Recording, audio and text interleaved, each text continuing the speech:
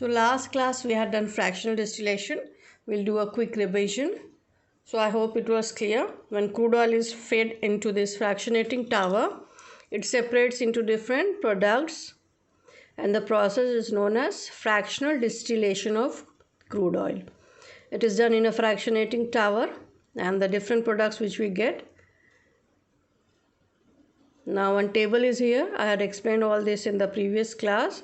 We are having LPG, petrol, kerosene, diesel, lubricating oil, paraffin wax and bitumen, and the different uses also I had explained. So I hope it was clear. Then we had done this checkpoint in the last class. So today we have to start from natural gas. So someone had sent me the PDF. You can see in the corner it's a bit cut. So that is not the problem in the screen. I had got the PDF like this only. I hope it is visible to you. So natural gas is a fossil fuel. It is also found under the Earth's crust between the layers of impervious rocks. It mainly consists of methane and amount of gases like ethane, propane and butane. It is an efficient and convenient fuel because it does not produce any ash or smoke. That means it does not leave back any residue. It is highly flammable, means it catches fire very easily, and it is supplied through the pipelines. So such pipelines exist in Vadodara and some parts of Delhi. It is used for manufacturing many chemicals and fertilizers.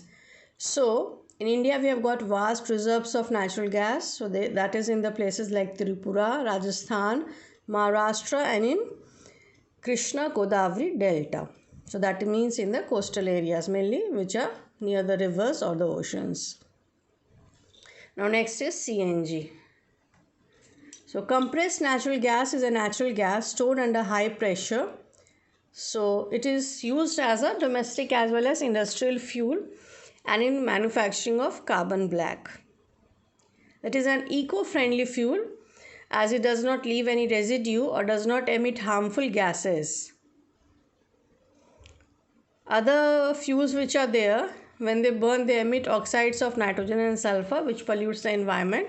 So CNG is known as clean fuel because it does not cause pollution. So nowadays in Delhi and all, the government has made mandatory. So people, they are using CNG as fuel in the vehicles.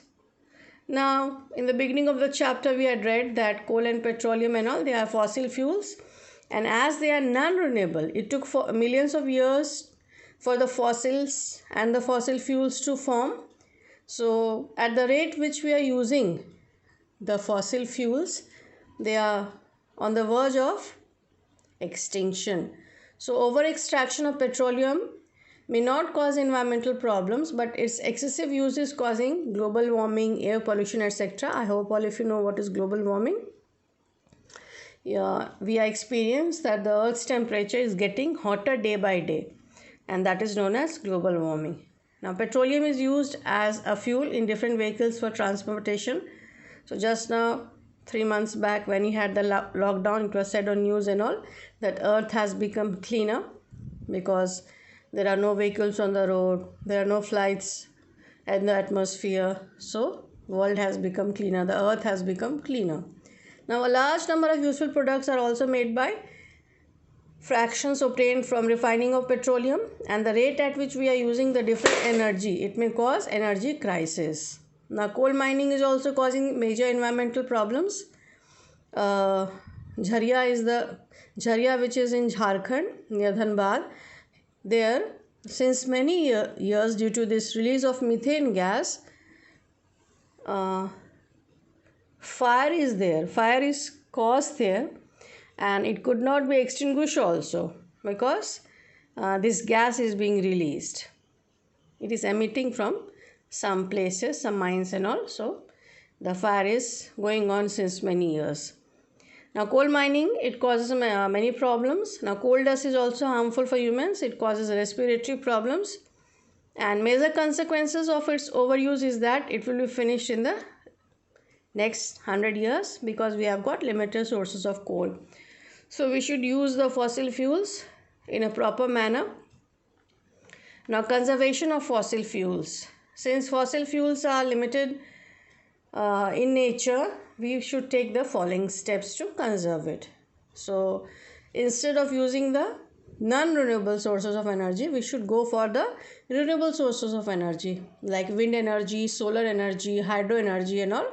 So, they are alternative sources of energy and which conserves the fuels which will become exhausted soon. Now, renewable sources of energy, they cause no pollution or they cause very less amount of pollution.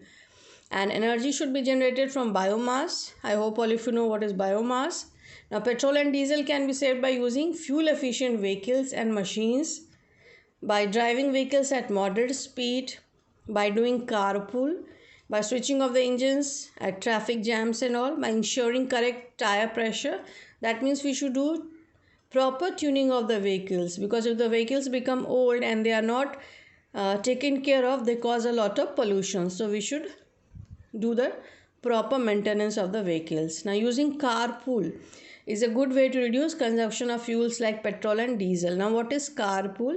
Now, if four people if they have to go to same office and their destination is same, they can exchange their vehicles. That one day person A will give lift to person B, next day person B will give lift to person A, like this. So this is known as carpool. Now, walking down to nearby places. Now, if we have to go somewhere which is very near, so we should walk or we should use vehicle like cycles and all. Now, in China, Japan and all, they are using bicycle because it is environmental friendly and is also good for the health.